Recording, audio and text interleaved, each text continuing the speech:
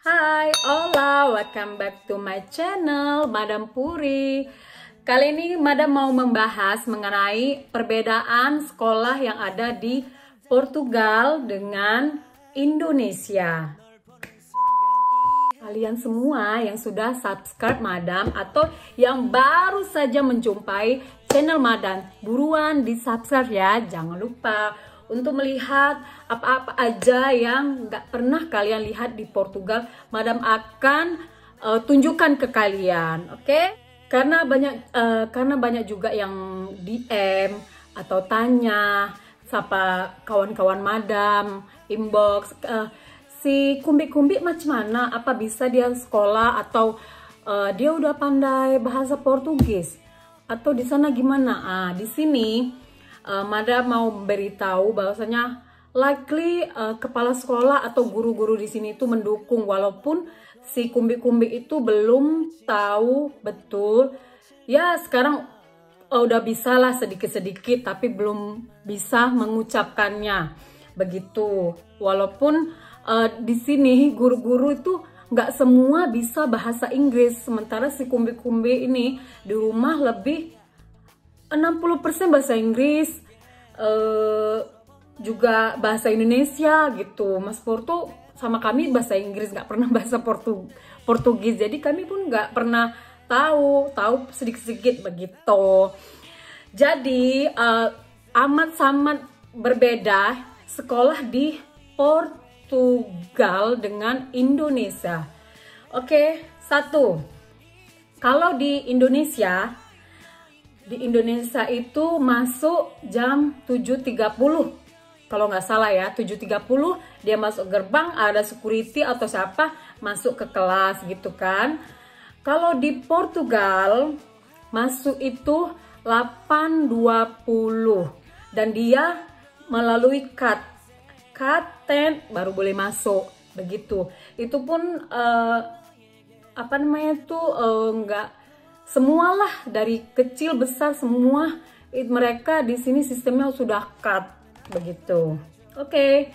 Yang kedua, mereka menggunakan untuk Indonesia kita menggunakan seragam kan, dari SD, TK pun, SD, SMP sampai ke SMA kita menggunakan baju seragam. Kalau di sini bebas ikut season lah. Ini di sini kan masih winter ya. Jadi ya style winter itu macam mana, berjaket-jaket ria, bertebal-tebal gimana lah. Untuk pakaian mereka itu menggunakan baju bebas, sepatu pun bebas, apa aja boleh, sampai makeup pun boleh, tapi jangan yang terlalu norak, enggak lah.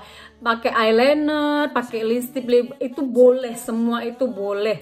Rambut dikemana itu boleh di sini, terserah, asalkan jangan mengganggu yang lain begitu.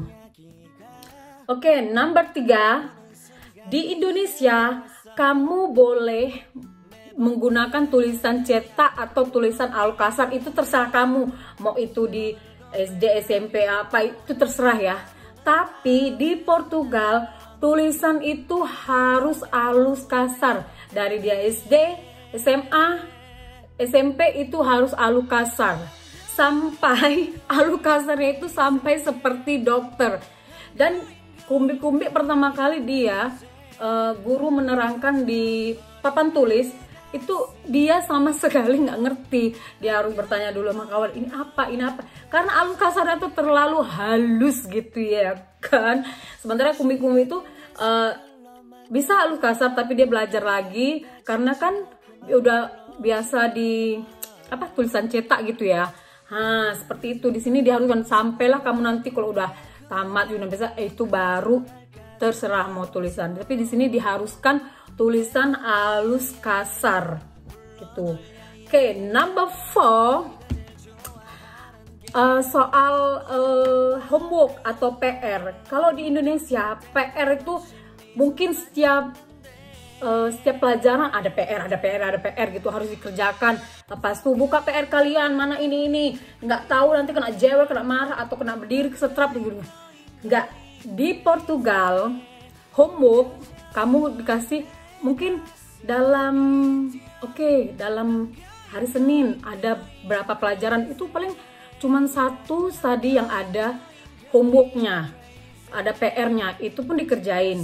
Jadi guru di sini tuh udah kamu mana PR-nya satu-satu, ini dikasih tunjuk, kasih tunjuk, udah gitu. Mereka enggak, kalau misalnya dia nggak buat, udah mereka nggak marah, cuman mereka akan catat namanya. Mungkin ya, yang karena kan madam nggak tahu, mungkin dicatat namanya, mungkin dikurangi nilainya waktu nanti entah ada pembagian rapot atau apa, mungkin seperti itu ya madam kira. Karena madam pun belum tahu gimana nanti Kesa, karena untuk beberapa kali Kesa itu dapat pekerjaan homework, tapi dia nggak ngerjain. Sebenarnya dia nggak kena marah, cuman nama dia dicatat, dia kata. Jadi dia belajar dari pengalaman, oh rupanya harus begini, harus begitu. Oke, nomor berapa tadi? Nomor 5 ya. Nomor 5 masalah istirahat. Di sini jam 8.20 sampai jam 1 sampai jam 12, ada yang sampai jam 5 atau jam 4. Jadi di sini itu murid-murid yang rumahnya dekat atau orang tua yang bisa mengambil ke sekolah itu jam 1, kalau ada yang pelajaran sampai jam 5 atau jam 4, murid-murid itu jam 1 pulang, atau bisa juga stay di sekolah, makan di kantin. Mungkin orang tuanya dua-dua bekerja jadi nggak bisa ngambil, mereka makan di sana. Kalau untuk kumbi-kumbi, karena kebetulan dekat rumah sekolah sama rumah itu dekat, jadi kumbi-kumbi jalan 2 menit saja udah sampai, makan 1 jam 20 itu untuk rehat sampai ke rumah, udah banyak waktu ya kan. Jadi kalau istirahat itu bisa pulang ke rumah begitu. Kalau di Indonesia kan enggak, mau dia sampai ya di sekolah terus, sekolah di mungkin ada kantin, ada apa, bagi uang jajan. Di sini kumbi-kumbi gak perlu uang jajan karena kan dekat gitu. Pun pulang 8.20, pulang jam 1, kan nggak terlalu lama begitu. Oke, nomor berapa tadi nggak tahu lah. Nomor 6 mungkin ya kan. So nomor 6 masalah olahraga, pelajaran olahraga. Kalau di Indonesia pelajaran olahraga itu kita menggunakan ini kali ya, teori dan praktek juga, tulis gini. Di sini Portugal pelajaran penjas itu nggak ada teori, dia cuman praktek. Ya udah, ganti baju gini-gini, terus lari, bermain apa begitu. Jadi di sini tuh nggak ada buku, bahkan buku kata kumbi-kumbi itu, buku untuk pelajaran penjas itu ya nggak ada, cuman memang untuk spesial 2 jam atau 1 jam lebih itu untuk bermain sport begitu. Number berapa lagi ya tadi ya, lupa deh. Oke, untuk absen, kalau di Indonesia absen itu melalui abjad. Anton ini B C D, begitu kan abjad kalau di Indonesia. Kalau di Portugal mengikuti nomor.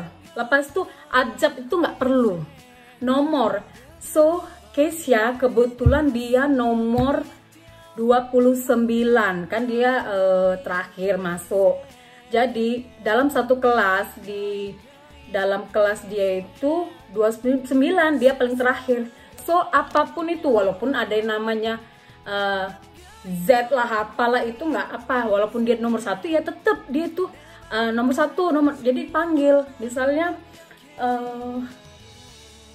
nomor 29 Kesia, gitu. Jadi di sini nggak menggunakan abjad, ini nih nomor begitu.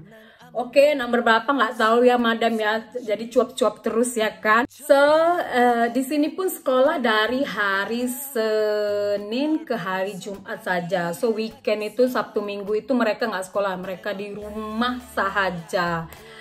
Begitu.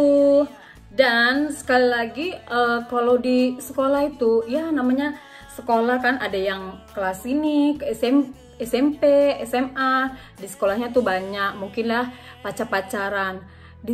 Kalau di Indonesia pacar-pacaran itu paling kita mojok sana cerita gini gitu atau gimana gitu ya kan, cuma duduk-duduk aja. Di Portugal itu jadi pada waktu itu Kesa ceritalah dengan madam, dengan dadinya bahwasanya kok gini. Oh iya, mungkin di sini dadinya bilang lah dulu ya enggak seperti itu waktu-waktu kami, atau 20 tahun yang lalu enggak seperti itu ya, mesti segan atau malu gitu. Sekarang memang lebih free. Begitupun dengan orang-orang tua di sini free gitu. So terus bagi madam juga mengajarkan bagi Mama Kesa jangan tingkah yang tidak bagus itu jangan diikuti. Boleh madam gini, boleh bertawan, boleh untuk kita tahu apa-apa di sini, tapi jangan terlalu bebas, jangan sesuka-suka begitu.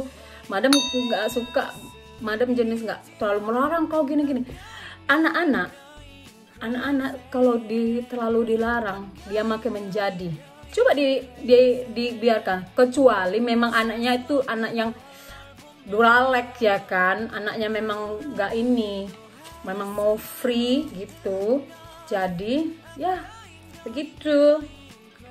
Jadi Kesa ini pun nggak jenis yang jenis penakut. Bukan jenis yang dulu seperti madam. Itu dia tadi perbedaan antara sekolah di Indonesia dengan Portugal seperti itu. Cukup berbeda ya. Dan syukurnya Kesa tuh nggak terlalu yang wow atau yang shock atau gimana. Ya slowly lah dia boleh mengikuti apa-apa yang ada di sini. So itu aja tadi video hari ini. Kalau kamu ada saran atau apa yang mau madam tunjukkan, silahkan komen, subscribe jangan lupa, atau like, share sebanyak-banyaknya. Oke, sampai jumpa di video selanjutnya. Bye, ciao.